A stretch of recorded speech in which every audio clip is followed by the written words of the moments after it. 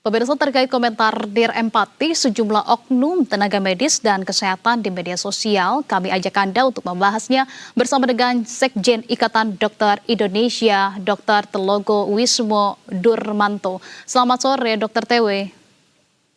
Selamat sore, Mbak Anissa. Baik, Dokter TW, ini kalau kita lihat sejumlah tenaga medis dan juga kesehatan begitu ya di media kedapatan menulis komentar Dear Empati pada pasien BPJS yang kini telah wafat kabarnya. Dan apa yang kemudian dilakukan kepada dari ID begitu ya kepada mereka. Kalau dari Anda sendiri pendapatnya melihat fenomena ini seperti apa, Dokter TW? Yang pertama sangat prihatin ya. Ini bukan kejadian pertama kegaduhan di dunia media sosial terhadap perilaku tenaga medis maupun pasien dan keluarga pasien. Ketika menulis status di media sosial itu kan tidak ada intonasi, tidak ada narasi yang menjelaskan kronologi, hanya singkat. Kemudian ada komentar yang tidak mengetahui duduk perkaranya ikut mengomentari. Ini berpotensi masalah seperti yang terjadi sekarang ini. Terlepas itu di dunia media sosial maupun di dunia nyata, perkataan maupun sikap yang tidak pantas itu pasti melanggar norma-norma, baik norma adat, norma susila. Apalagi dokter memiliki kode etik, kode etik kedokteran di mana di situ diatur. Jadi kalau ada tenaga kesehatan yang melakukan komentar-komentar yang tidak punya empati itu pasti akan ada pelanggaran dari kode etik. Dan ini saya sangat prihatin. Dan ini bukan sebuah alasan atau apapun, tapi pasti ada sesuatu sistem yang perlu kita perbaiki. Kalau dapat ditegaskan begitu ya bahwa pelaku-pelaku ini juga melakukan pelanggaran kode etik kedokteran itu sendiri. Tapi kalau kita membahas terkait dengan apa pemicu dari para tenaga medis maupun juga kesehatan ini membuat kemudian seorang dokter yang seharusnya memiliki empati yang jauh lebih tinggi begitu ya, namun tampaknya kepada pasien malah begitu mudah menulis komentar bernada sinis di media sosial itu. Sebetulnya penyebabnya apa, Dok? Kalau menjawab pertanyaan tersebut, Mbak Anissa, penyebabnya apa? Pasti kompleks. Saya tidak bisa menjawab penyebabnya adalah misalkan burnout, pekerjaan yang terlalu berat. Dari dulu seorang dokter di UGD, di layanan fasilitas kesehatan, itu pasti berat karena urusannya dengan nyawa. Di situ ada pasien yang sedang sakit, yang mungkin ketidaktahuannya menjadi panik, dan itu menjadi tanggung jawab tenaga medis untuk menenangkan, memberi informasi sehingga pasien tersebut mengetahui keadaannya.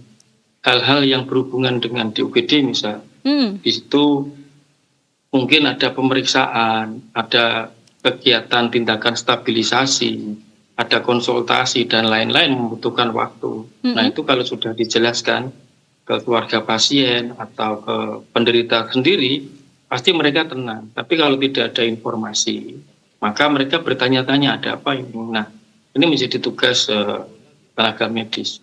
Dan tenaga medis wajib melakukan inform konsen. Nah, inform konsen ini wajib dipahami oleh penderita maupun keluarga penderita yang mengantar. Sehingga ketenangan mereka menunggu sesuatu tindakan itu bisa menjadi jaminan bahwa mereka menunggu untuk melakukan sesuatu, tidak menunggu untuk tidak diketahui apa yang akan terjadi. Baik. Katakanlah jika sesuai dengan yang Anda sampaikan tadi begitu ya, faktor penyebabnya bisa jadi dari tenaga medis maupun juga kesehatan ini mengalami burnout ataupun juga kemudian banyak keluhan sehingga menyebabkan burnout dan ada sisi emosi begitu di sana. Tapi apakah hal tersebut menjadi pembenaran bahwa seorang tenaga kesehatan, Dok, dan juga tenaga medis ini bisa mengeluarkan komentar Dear Empati tersebut? Sebetulnya sejauh mana etika dari profesi kedokteran itu juga tetap melekat di media sosial yang mereka miliki, Dokter? Apalagi kok seorang dokter yang punya sumpah dokter, ada kode etik sebagai seorang masyarakat yang bersosialita, kan ada etika. Kalau di Islam itu, saya mengutip sebuah ayat, A'udzubillahi minasyaitonirrajim. Bismillahirrahmanirrahim. Wailul likulli humazatil lumazah. Saya ambil ayat pertama dari surat Al-Maidah. Di situ Allah menegaskan mengutuk celaka bagi orang-orang yang pengumpat dan yang mencela. Nah, saya rasa itu berlaku tidak hanya kepada dokter, semuanya. Bahwa kita dalam berkomunikasi itu sebaiknya menjaga hati, menjaga perasaan orang lain. Nah, dalam kasus ini seorang dokter, ada kodiki yang mengatur hal tersebut. Di dunia kesehatan dengan teknologi yang canggih semacam ini, seorang dokter perannya bisa digantikan oleh AI. Tapi perbedaannya adalah seorang dokter punya empati yang AI tidak memiliki itu. Dan maka saya sangat menyayangkan jika seorang tenaga medis, tenaga kesehatan kehilangan rasa empati itu.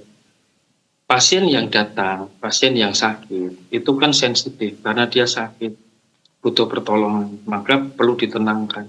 Nah, saya berharap untuk ke depan saling menjaga antara dokter dan pasien. Saya menilai ada beberapa hal yang harus kita sepakati bersama. Bahwa seorang pasien dan seorang dokter itu harus memiliki dua hal. Yang pertama, tahu diri dan menahan diri. Seorang dokter harus tahu diri bahwa dia menjadi pelayan kesehatan yang tidak maha kuasa, ada keterbatasan-keterbatasan. Dan pasien juga harus tahu diri, datang ke Paskes itu minta tolong. Jadi ada aturan yang berlaku di sana. Dan juga harus menahan diri, dokter tidak boleh mengeluarkan kalimat-kalimat yang menjadi pasien menjadi marah, kecewa, dan sebagainya. Juga pasien juga harus menahan diri terhadap sistem yang berjalan di rumah sakit tersebut. Ada aturan, ada fasilitas yang harus diikuti. Saya rasa dengan kunci tersebut, tahu diri dan menahan diri, baik dokter maupun pasien dan keluarga pasien, insya Allah kejadian-kejadian semacam ini tidak terjadi. Di dunia medsos, saya juga menegaskan untuk menahan diri dalam mengomentari. Karena kita tidak tahu kronologi yang sesungguhnya. Kita mengomentari tidak menyelesaikan masalah, malah membuat gaduh. Itu saya rasa semuanya harus pakai dua kata kunci tersebut, Mbak Anissa.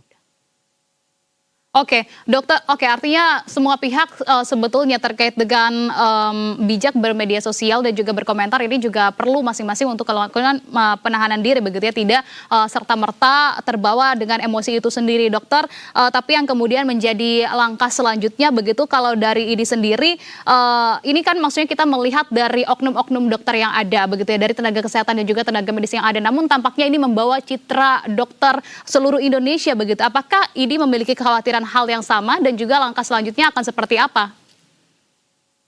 Jadi kita punya mekanisme, ada MKEK, Majelis Etik, ada instrumennya, kode etik, sehingga kalau itu seorang dokter tersebut adalah anggota ID, maka kita akan memanggil, kita minta klarifikasi. Tapi kalau dalam hal ini dokter Beni kan sudah membuat pernyataan video di medsos juga, minta maaf. Artinya beliau juga mengakui bahwa melakukan sebuah kesalahan dalam komentar-komentar tersebut.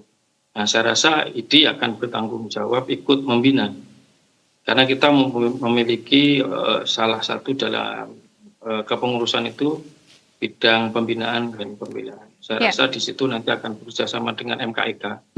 Apakah ada pelanggaran? Di situ kalau ada pelanggaran, ringan, sedang, berat, pasti ada sanksi. Sanksinya juga ringan, sedang, berat. Baik, kalau begitu Dokter TW, kita masih akan menantikan begitu ya update dari jalannya fenomena ini. Kita juga akan menantikan informasi update dari Anda juga. Terima kasih atas informasi yang sudah dibagikan saat ini Dokter TW. Salam sehat selalu dan selamat sore Dokter TW.